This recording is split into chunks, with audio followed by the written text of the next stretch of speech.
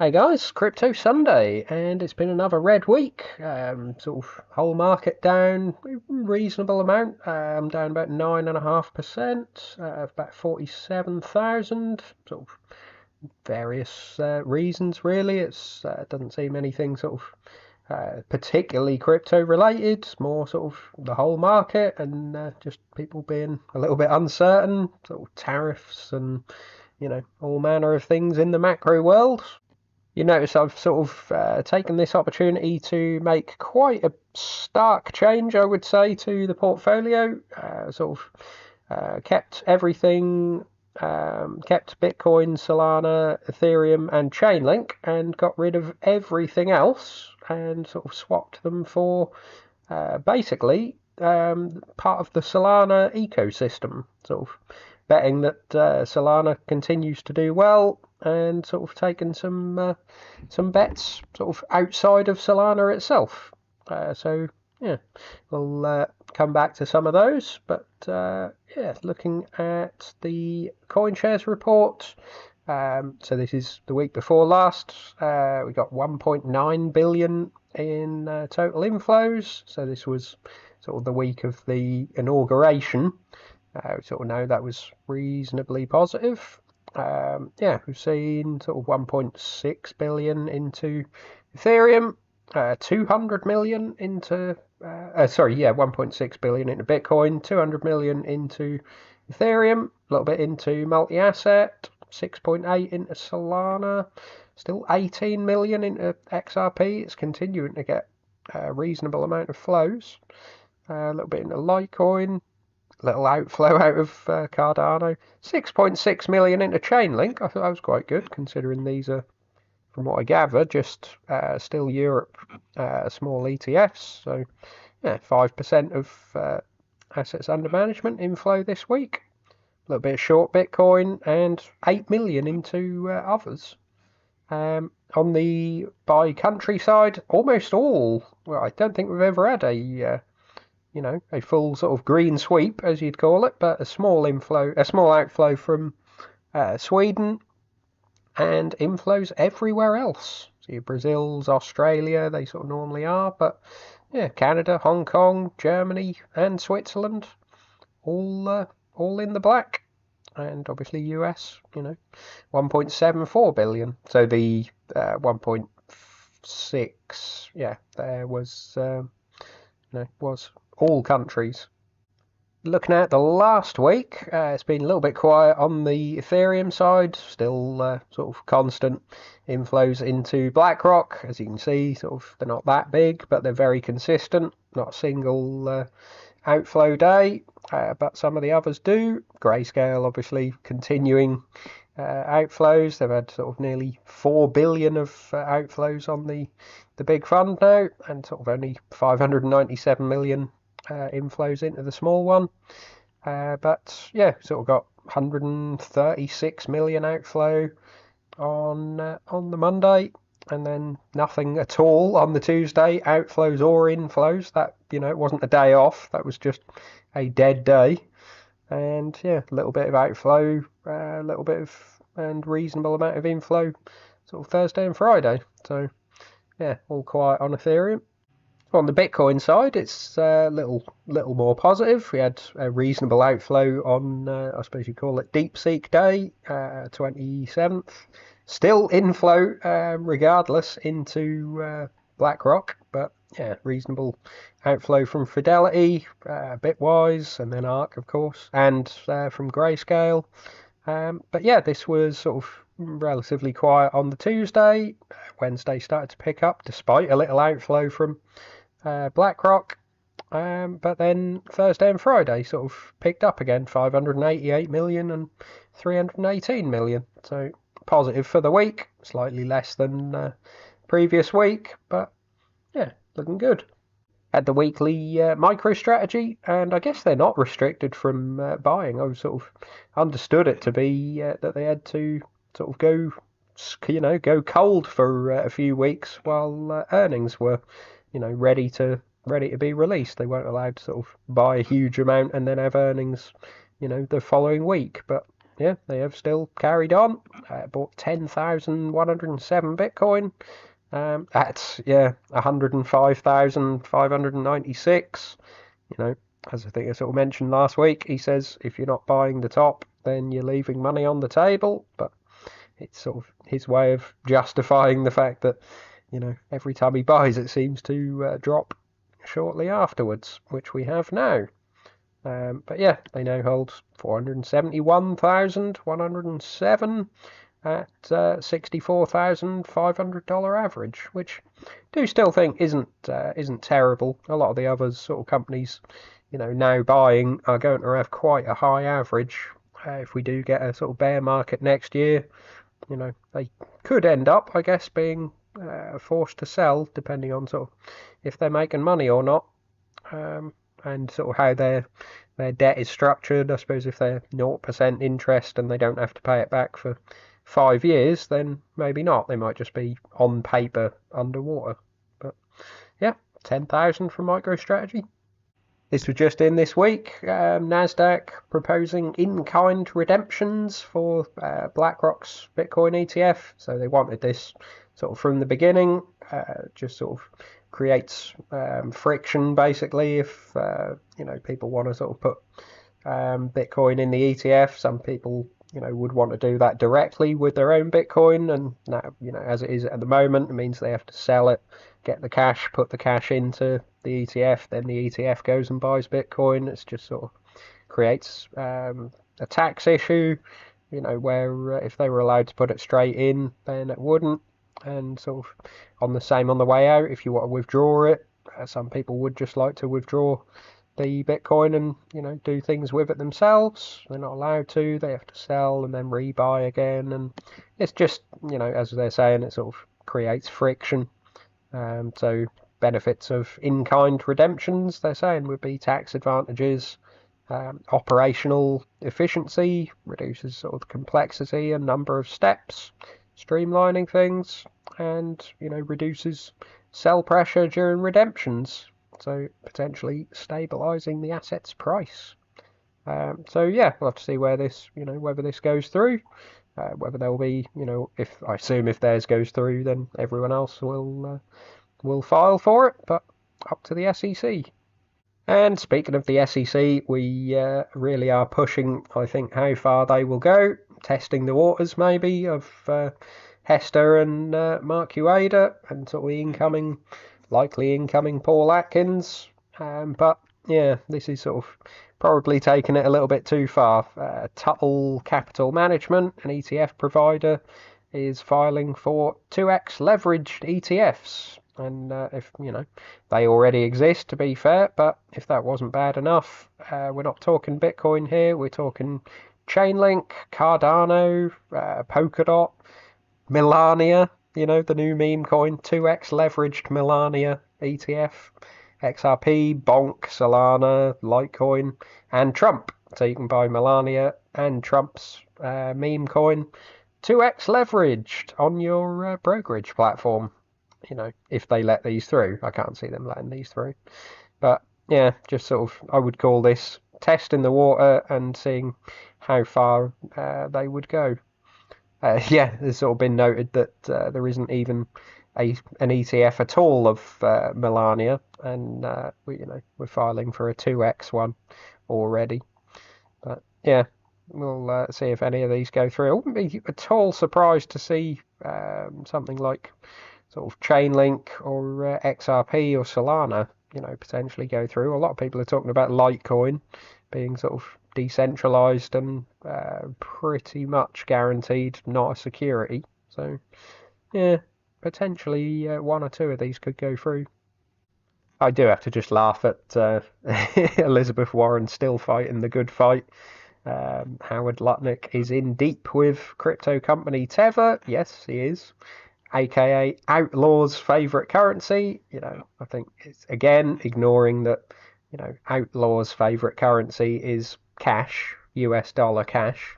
The numbers sort of speak for itself. Tether financed North Korean nuclear weapons programs and Russian arms companies, and again, cash has done all of that and more. And Lutnick and his company has made millions, so she will have some questions for him because she sort of is still senator and has sort of a little bit of power, but I think she's sort of getting lost in the woods now and sort of less relevant. But yeah, I thought that was worth posting. So a look into some of the new buys around the Solana ecosystem. Helium Mobile was sort of a token from back in the 2020, 2021 days, but I think sort of back then it was largely a bet on the future, I would say. There didn't seem to be that much usage. People were getting the hotspots and sort of earning a honey token off them for sort of Wi-Fi and various things, but it wasn't that much used from what I saw. They've now sort of launched the mobile network, and yeah, you can sort of get I think a $20 a month plan in the US, which doesn't sound that cheap to us Brits really, but is over there apparently. And yeah, it's doing really well. Sort of you can look sort of at some of these stats from they go back different times. These are from August last year, up to 347,000 daily subscribers, and this sort of carrier offload they call it, sort of offloading you know data to other providers in other networks, your sort of Verizons and AT&Ts, people like that, looking pretty good. And the hotspots, sort of you had, yeah, going back to September 2023 is kind of where this started. Sort of not much of anything, a few hundred, and then sort of 2024 it started to really kick off, and yeah, sort of looking at 1,000 basically at the beginning of the year to what is now 26,000. Did just have a 1,000 increase in sort of almost a 1,000 increase in the last week. So yeah, looking pretty good. And Helium Mobile signups. So you've got 127,000 people subscribed to Helium Mobile. I'm assuming they don't just mean sort of people who've ever subscribed and then switched off. Would have thought some of these people have possibly switched off and they're not counting those because the line sort of never seems to go down at all. So I'd imagine this could be a cumulative number, but either way, it's not a huge sort of value market cap token, and some of these numbers sort of look pretty good. They've got the Internet of Things hotspots as well, which sort of a little bit less bullish about. I think mobile network is just a lot sort of easier to understand for people, and sort of would probably get a little bit more adoption. Although you look at the hotspot map, there are an awful lot of the IoT hotspots. But yeah, I thought a decent looking token. So something that wasn't a decent looking token and is one of the sales is Audius. So the music streaming platform I sort of bought a few years back and was sort of very bullish on the music industry as far as sort of crypto and possibly NFTs go. And I would say I still am, but Audius just doesn't appear to be doing it.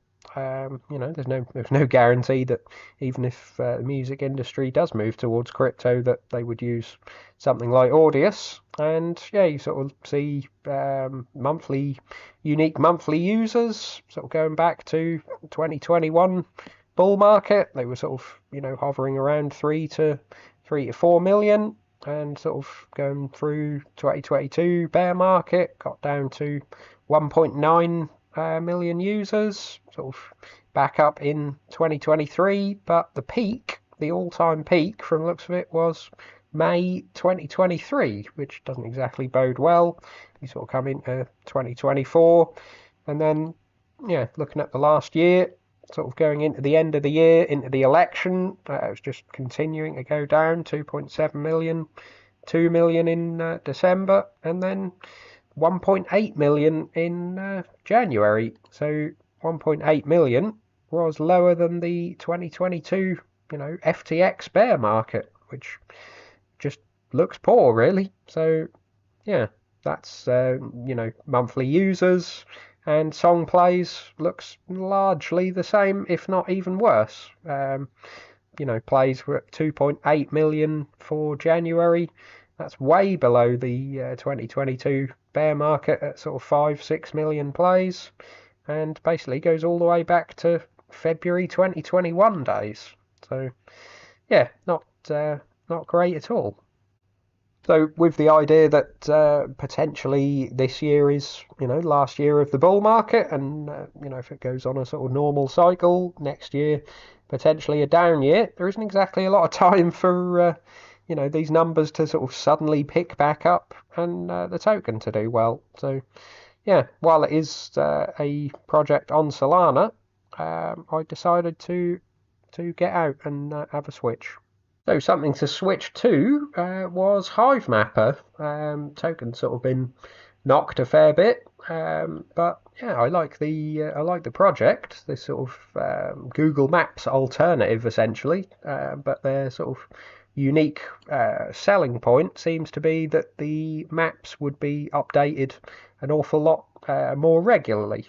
They've sort of some of their promotional material has been clips or screenshots of areas on Google Street View, for example, where an entire sort of village neighborhood has been built, and the Street View picture sort of just shows basically a barren desert, essentially, because the pictures are years old, 2 or 3 years old, and Hive Mapper sort of shows a bustling community, because essentially they give these sort of dash cam hotspot type things to sort of regular drivers. So the sort of idea you would give them to Uber drivers, FedEx drivers, lorry drivers, maybe people that are sort of driving everywhere and driving sort of constantly. So they might get a more up-to-date mapping, something that's maybe happened in the last sort of couple of weeks, or even some bad roadworks or something, and that would sort of update the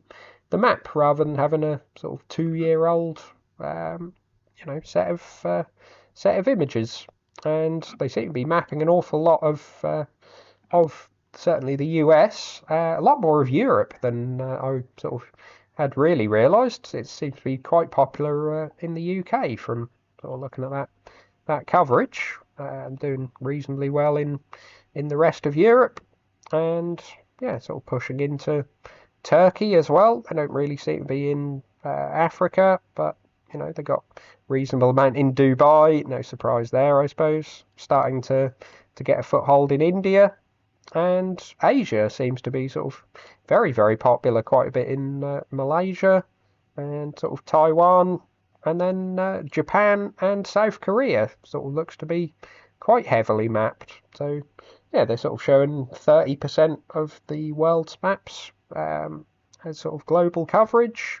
Not sure whether even Google Maps have all of these areas sort of perfectly mapped. You're sort of less populated places in Africa and places like that. So yeah, don't even know whether Google would be at 100% or whether 100% is ever really the goal. But yeah, it sort of seems a decent project. They've sort of got products, new cameras and new hotspots type things in the future, and it's a small cap, certainly risky, but I thought it looked really good.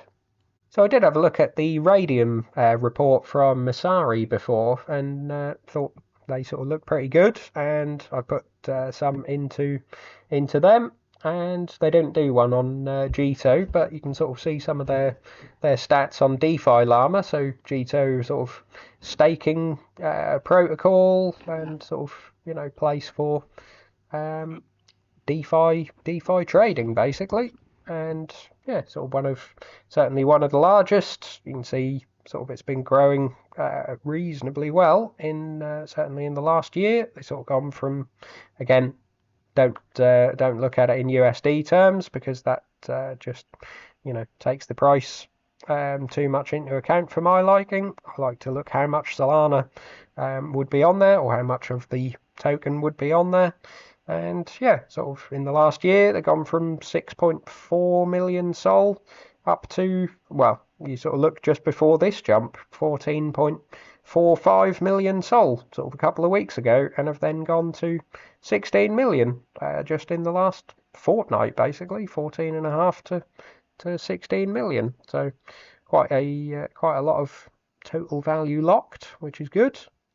And as far as revenue goes, revenue I sort of would look at in US dollars, because that sort of is really your metric to compare to the market cap, and that has sort of been rocketing up really sort of since the election time. Started a little bit before the election, and yeah, sort of getting, you know, fairly steady, I would say $200,000 revenue a day in from fees. So that's pretty solid, and they sort of give you this annualized, you know, figure from the most recent revenue at sort of 142 million. I would imagine this average is sort of a little bit difficult to calculate, and we probably need a little bit more, you know, readings to get an accurate average. But certainly, sort of 142 million based on, you know, recent numbers compared to a market cap of 880 million is sort of growth stock numbers, really, like 6 times, you know, 6 times earnings, or not earnings, but 6 times sales is pretty good for a sort of growth crypto. You generally find a lot of cryptos, you know, have nothing like your sort of stock metrics and are just sort of valued at 1,000 times their fee revenue, and you know, it's just sort of more of a cult. Whereas, yeah, some of these Solana projects do sort of have pretty much sensible valuations, I would say. And the total supply isn't all out there. It's sort of a fairly recent token. You know, it's been, came out sort of end of 2023. Price has largely been sort of the same over that time, despite a fair amount of growth. This could be one of those sort of tokens where they just do a little bit like Polygon almost, where they do a lot of usage and a lot of sort of users, but it doesn't really reflect in the token price. But I'm betting that it does. But yeah, certainly sort of 882 million market cap, but a fully diluted 3 billion. So there's quite a bit of unlocks and extra supply to come online, but I think they can sort of overcome that and hopefully do quite well.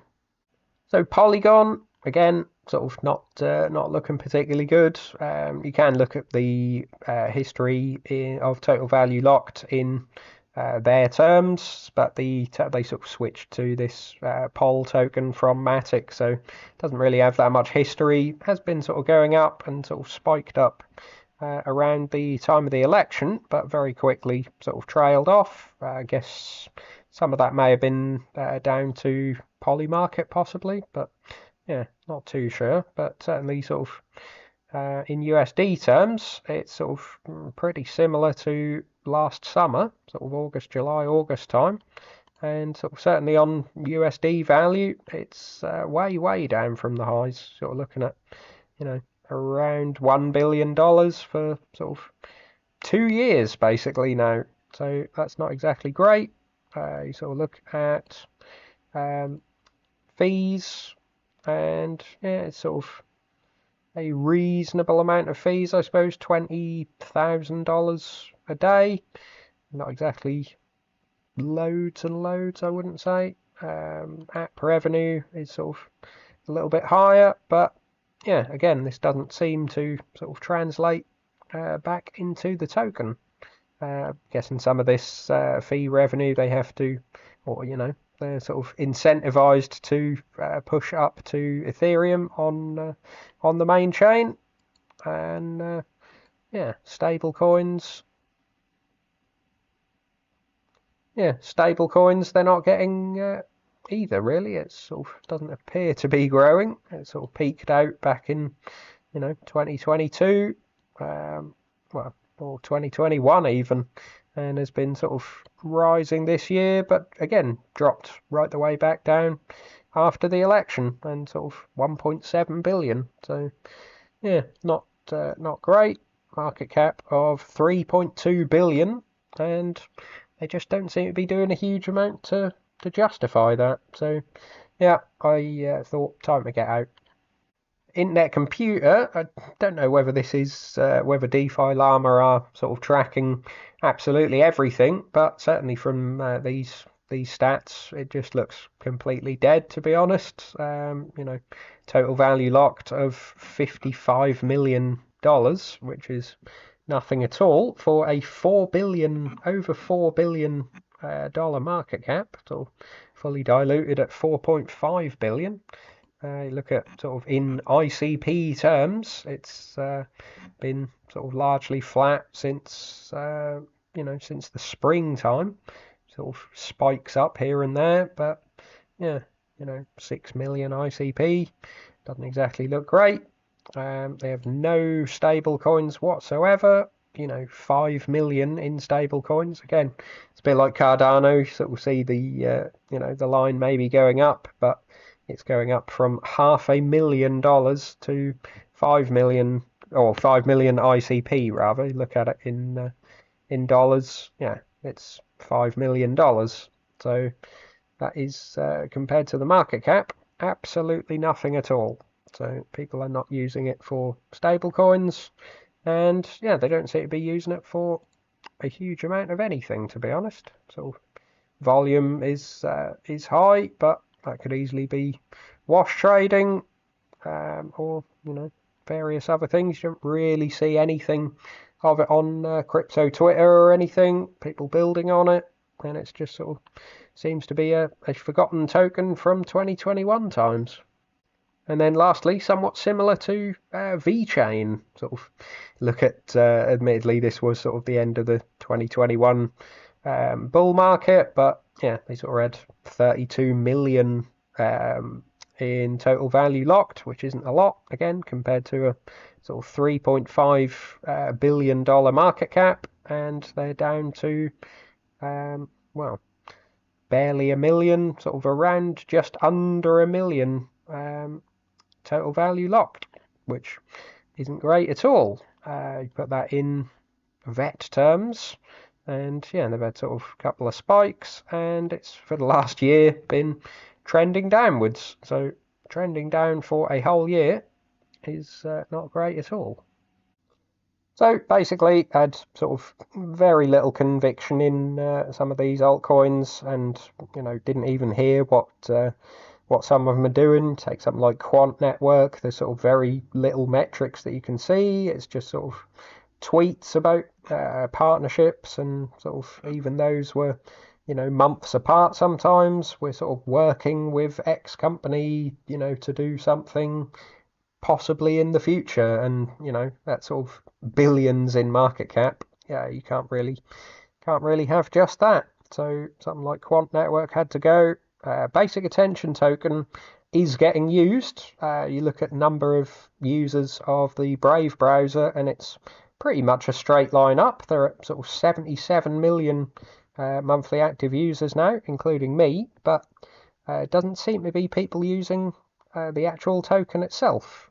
I use the browser, and yeah, I sort of have the ads on, and you sort of get a little bit of basic attention token, but sort of the idea that people would be watching lots of ads and getting the token, and then sort of giving the tipping the token to creators, and sort of everyone would use it, just doesn't seem to be happening. There's 70 million users, and that is about it. They're just using the browser as a browser.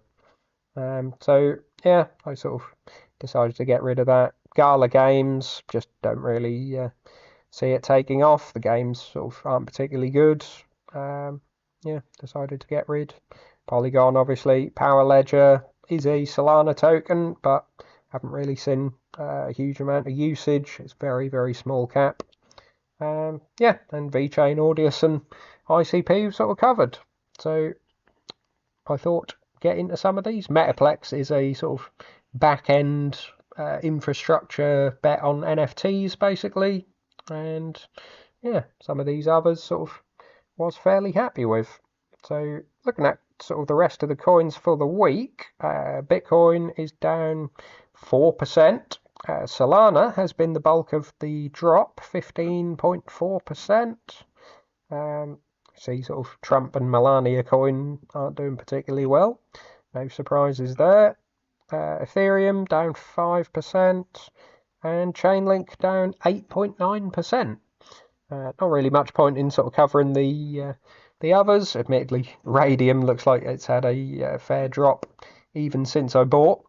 These sort of trades were made yesterday night, so yeah, 6.6% down. Not exactly the best, but the others are sort of largely flat, down 1% or 2. So yeah, not really much point in covering those. So yeah, leave your thoughts in comments below if you think this was a terrible switch, or if you're bullish on the Solana ecosystem. And like and subscribe. See you soon.